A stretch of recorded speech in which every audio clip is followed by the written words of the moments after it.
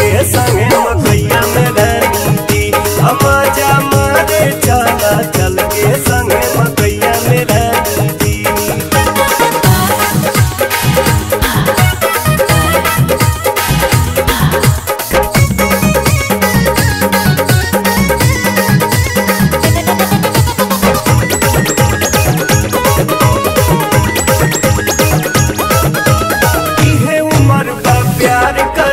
कौने बात के मिलल बा मौका मकैया में चला लूटल हर मुलाकात के।